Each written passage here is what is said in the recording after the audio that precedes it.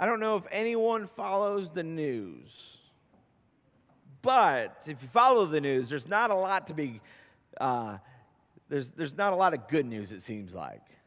There's a lot of bad news and a lot of different things that are happening. And so 2/3 of adults, this is what they say. They say the pandemic has changed their lives forever. The rise in prices of everyday items was ranked by 87% of Americans as a significant source of stress. Inflation, guess what? That's on everyone's minds. There's a talk of a recession. You may be worried about what's going to happen to your investment accounts or your retirement accounts or just the plain old bank accounts. We read about senseless violence and attacks almost every day. Gun violence is at an all-time high. There's still people arguing and fighting in politics.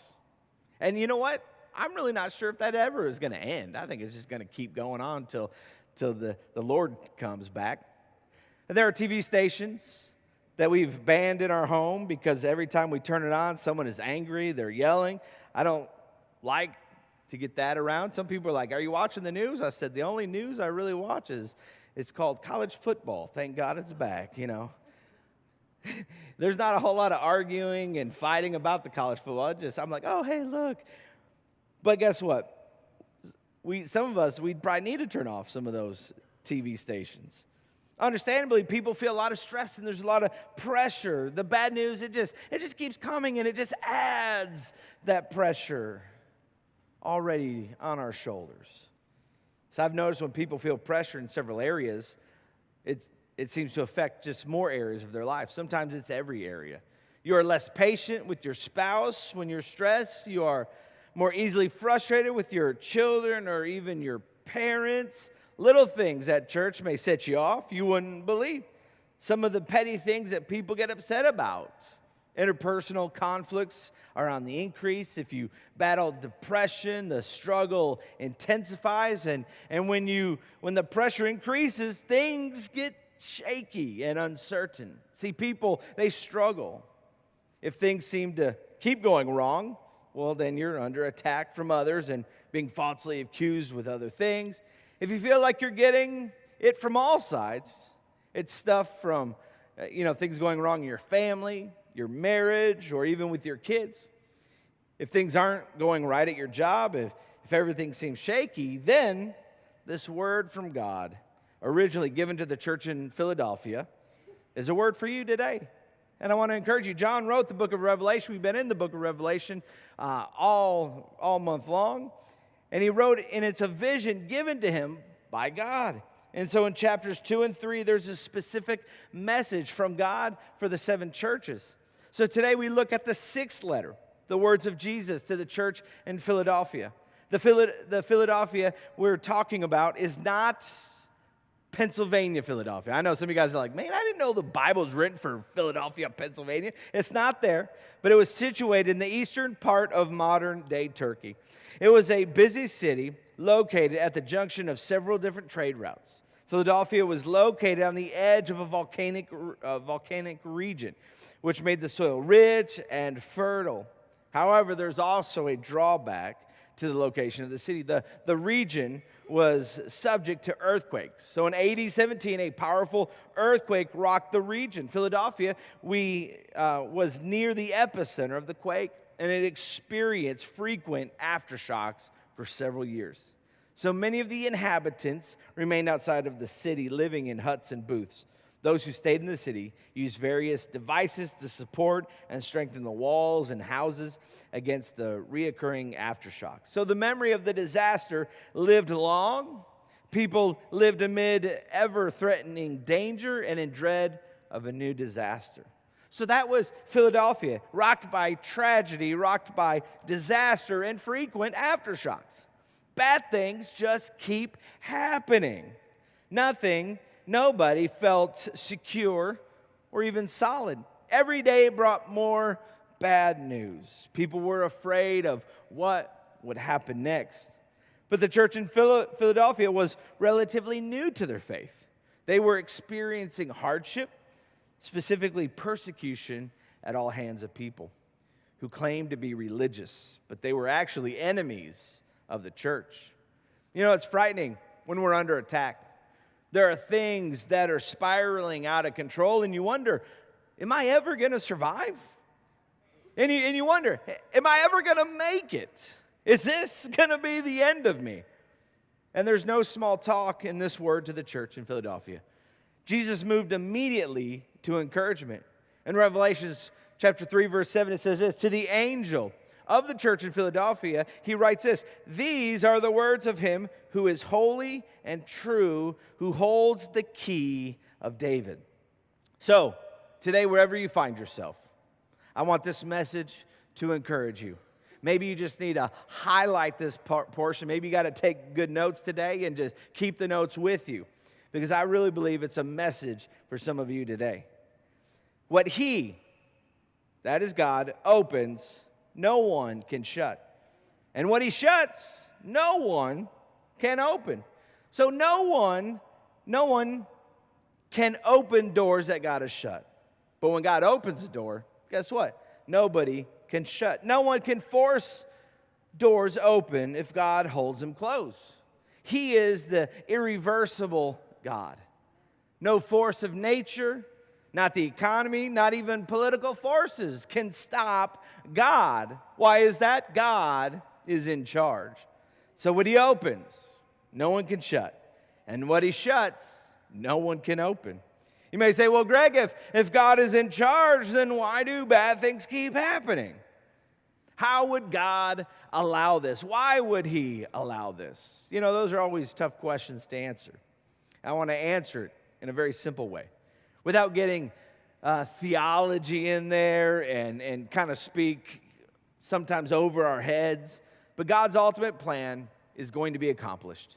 His ultimate plan for this world, for America, and for your life, it's going to come to pass. Whether you believe in a God that exists or don't believe in God that exists, guess what? His ultimate plan for this world and for your life is going to come to pass.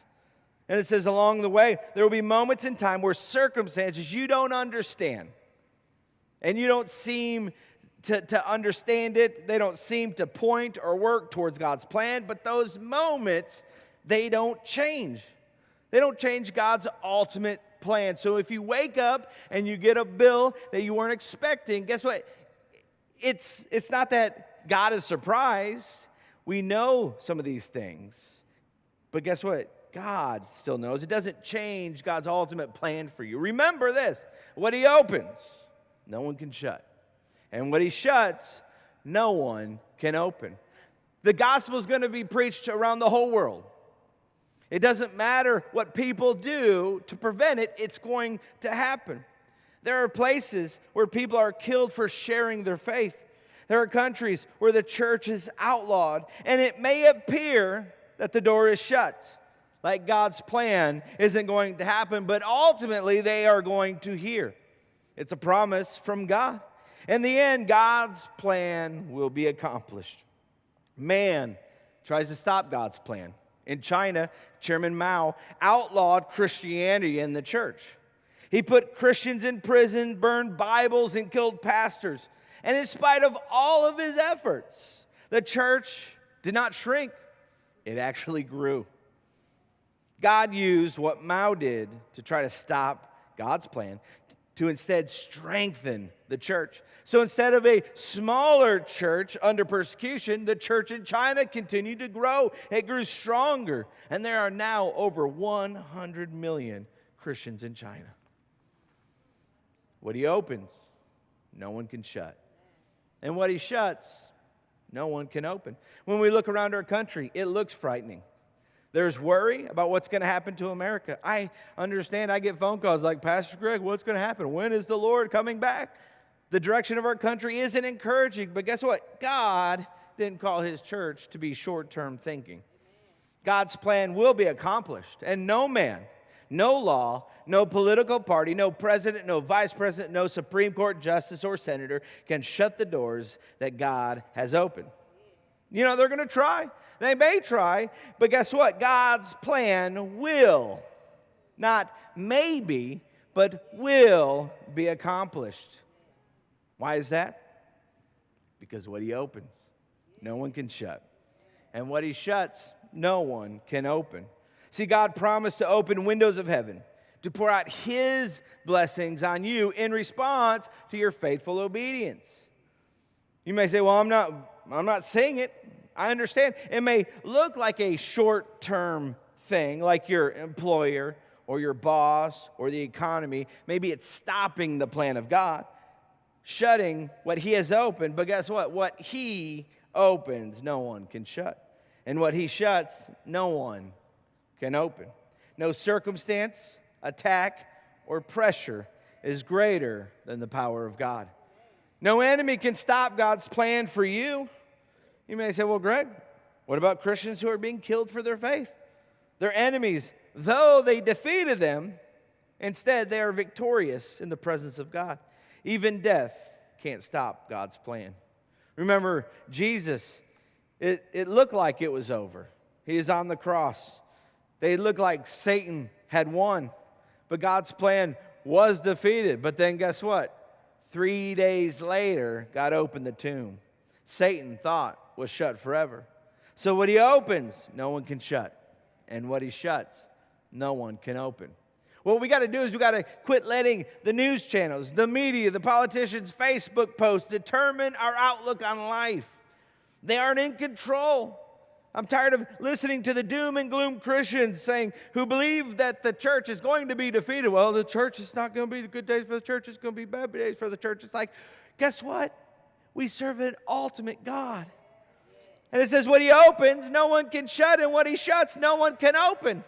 So maybe we got to pray for God to shut some people's mouths so he can maybe open some other doors. That was free. It was just right there. Sorry, it just came to me. Verse 8 says, I know your deeds. And in the previous letters, I know your deeds was kind of a warning. But it's important to remember you can't fool God. Some of you guys think you can fool God. You may be able to fool your parents, grandparents, in-laws, and all that. But guess what? You can't fool God. God knows. He knows your heart. You may be doing it for other reasons. But guess what? God knows your heart. But in this case, it was, I know your deeds. It was an encouragement. God was saying to the church in Philadelphia, he says, I know what you have done. I know the truth behind what you have done. I know your deeds. I know your motives. I know people can accuse and blame you, but I know your deeds. You may feel alone and forgotten. But guess what? God knows your deeds. God sees you. You don't live in a vacuum. He knows what you have committed to him. He knows that you have trusted him. He knows your deeds. So God isn't fooled by what other people say. Then just in case you've forgotten, God says this, see, I have placed before you an open door that no one can shut. Can anyone stop God? The answer is no. What he opens, no one can shut. And what he shuts, no one can open. What God opens, no man can shut. And who can shut a door opened by God? Well, only God. Too many times we blame Satan, other people, or circumstances for a closed door. Maybe it's your past that you feel like it's a closed door. Why does these doors keep shutting? Here could be a simple answer. Your disobedience to God's plan. Disobedience to God's plan can shut a door in your life. See, God opens doors, and so when God opens a door, what is our job? Our job is to go through those doors and see, okay, God, is this where you're calling me to be? When I was a sophomore in college, there was an open door. And it was, I got an internship in a church in Dallas. An hour away from school, and so I was going to have to spend my summer in Dallas, and I called my parents, and I was like, Mom, Dad, this opportunity, I interviewed, and they're like, hey, we want you to come for the summer, and all my parents, they said, well, Greg, you need to come home, you need to work, you need to save up money for college so you can pay for your next semester. And I just kept praying about it, and I just thought, oh, this doesn't make any sense. I really feel like God wants me to do this, but now I got to, for the first time in my life, well, maybe not the first time in my life, but I had to I felt like I was disobeying my parents because I felt like God wanted me to take this position, but my parents were like, hey, you should stay home and work and I was just like, this doesn't make sense. And I had to pray about it, and I had to have the conversation with my parents, and like, Mom and Dad, I love you, but I've been praying about it, and I really feel like I need to do this. And so I did it. It was the weirdest thing and just kind of going on my own, my first big kind of decision to go against my parents. But in the end, I was like, who do I serve? Do I serve my Heavenly Father who's calling me to do this? And that was a tough decision, and I did it. And I don't know how I did it, but my bill was paid off throughout that time. I don't know what happened. It was just God. But when we allow God, when we see open doors and we pray through it and go through it, God opens the doors, then guess what? Good things happen. But our disobedience to God's plan shuts those doors. If God's calling you to do something, well, guess what? Get up and do it. If you're praying for God to open doors, well, ask Him, okay, God, what do I got to do to be obedient to you so that the doors open? Then start doing that one thing. Other times, doors are closed for your protection. So many times you think the enemy has stopped you when in fact God is protecting you. Remember, no man can shut a door that God opens. And so I want to encourage you, if He shut the door, stop trying to force the thing open. Because if you force the thing open, you're going to get what you really don't want. God is protecting you, so stop trying to force those doors open. No man can shut a door that God opens, but God may shut a door to keep you from distraction, keep you from harm, keep you from destruction, keep you from all of those things. Sometimes we just look at what we can't have and go, oh man, I really want that. How did it happen? How did it work out for Adam and Eve? They look at what they couldn't have, and it drew their attention. So let's stop looking at those closed doors. If God closed it, stop looking at it, stop going by it, stop praying for it. Just move on to whatever God has for you next. What He opens, no one can shut, and what He shuts, no one can open. Too many people try to kick doors that God has shut. I've seen it time and time again. They're like, I need to get a new car. I need to get this loan for my car. And the bank says no. And they're like, okay, Lord, I want your plan. I want your will. Open this door. So they go to another bank. And they're like, okay, no. Go to a fourth bank, fifth bank. Finally, the fifth bank's like, sure. And they're like, see, it is God. And you're like, if it took you 15 banks, it's not God. It's your will. So stop trying to kick open the doors. God is protecting you from a relationship that will destroy you. Quit trying to reopen that door. Move on. Keep moving. They're not worth it, okay? God is protecting you from a business disaster. Trust Him. God protects you with closed doors. So stop dwelling on the closed doors. Stop dwelling on what you can't have and go, Lord, what can I have? Where are you taking me? So if God closed the doors, why would we try to open it? Your attempt to pry that door open is admitting that you think you know better than God. And that's when we get in trouble. And then we blame God when that bad things happen. We're like, oh my goodness, God, why'd you allow that? Well, you were the one that were prying the door open. You may think, God, you missed this one. But Lord, I don't think you are getting the full picture of my life. You don't know Him like I know Him. Quit trying to kick the door and just trust God. Doors are also shut because of God's timing. You wonder, God, why? Why is this shut right now? Well, it may just not be the time. I was certain that this was your will. Why isn't it working out? It may be absolutely the right thing, but it may just be the wrong time. But you got to trust in God's timing. Not only does God knows what's best for you, but He also knows when it's best for you. In verse 8, it says, I know your deeds. I know that you have little strength. So God knows your deeds, and He knows your condition. He knows how much is left in your spiritual tank. He knows how much left is in your emotional tank. He knows how much left is in your physical tank. God knows what you have done and how you are doing. So attacks may make you tired, and they do. Financial trouble wears you out. Sickness zaps your strength. When your kids struggle, it affects you. People may not know, but guess what? God knows. God knows that you're tired. God knows when you're struggling. God knows when criticism gets you down. God knows when you're ready to give up. God knows. And so what we got to realize is you're not alone. You're not forgotten. You're not on an island facing this on your own. God knows. And it should be incredibly encouraging because he's aware. It says, I know that you have little strength, yet you have kept my word and have not denied my name. Even though it's been tough, even though you're worn out, even though you're tired, you feel like you're going to lose, you have stayed obedient and faithful. You haven't given up on me. So too many people quit on God when times get tough. They quit giving when gas prices are too high. They quit coming to church when they're struggling with depression. A relationship ended, so they stopped coming. Someone hurt them, so they stopped coming. They quit on God because of sickness, disease, or disappointment. They walk away because life didn't go as expected. They quit on God because someone they loved has died. In today's world, we don't everyone gets a participation trophy, okay? Drives me nuts. Just because you participate doesn't mean you're a winner, okay? You could be like 0-10. They're like, here's another trophy. Guess what? Here's the problem with this thinking, the participation trophy thinking, the 7th place trophies. It's easy to think trying is good enough. But God doesn't call you to try. He doesn't say, just try your hardest and you'll get to heaven. No, he calls you to finish.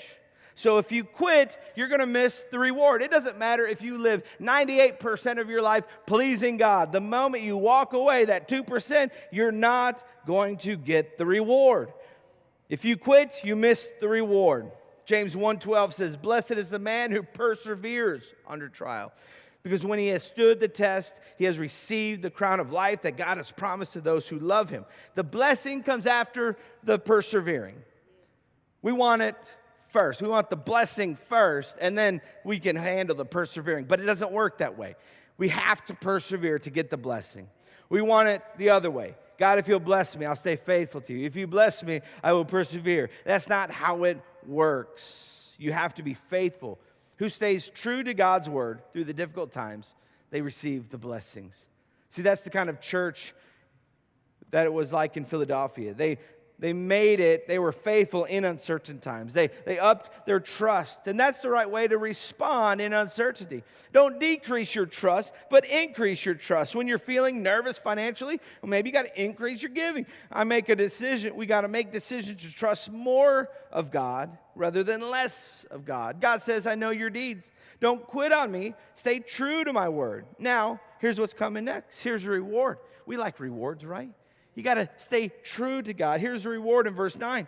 It says, I will make those who are of the synagogue of Satan, who claim to be Jews, though they are not, but are liars. I will make them come and fall down at your feet and acknowledge that I have loved you. Jesus promises the church in Philadelphia that the people who are persecuting you are going to bow down at your feet and acknowledge that God loved them. The church would be rewarded for their faithfulness. They will be rewarded for their salvation of the very people who were persecuting them. He says, I will make those who are of the synagogue of Satan, who claim to be Jews, though they're not, but are liars. I will make them fall down at your feet and acknowledge that I've loved you.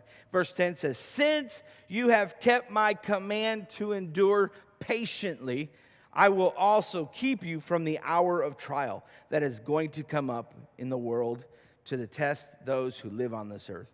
I don't want to get off track and start prophecy arguments here. But since it's a letter, we got to take a moment to address this. It's a view of rapture. People have many different views on raptures. They got pre-trib, post-trib, and all that other stuff. And so pre-tribulation is before, before tribulation happens, we're there. Post-trib is we face all the tribulation and then we get up.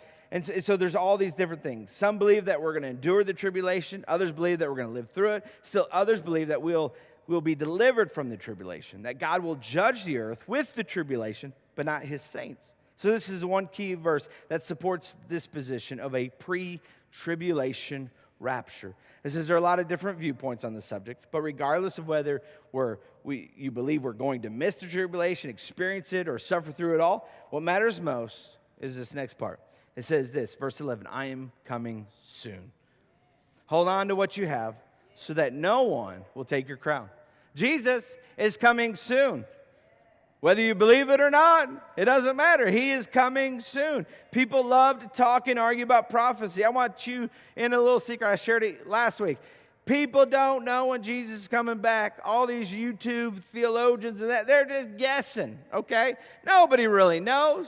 Everyone's just guessing. They're just kind of making stuff up sometimes just to sell different things, to worry you into heaven. But this is the single most important prophecy in the entire book of Revelation. If you know, only know this one prophecy, it's enough. Jesus is coming soon. When? I don't know. Soon. When is soon? I don't know. It is soon. So that's why we got to be ready. We got to live with the knowledge and live in such a way that you hold on to what you have.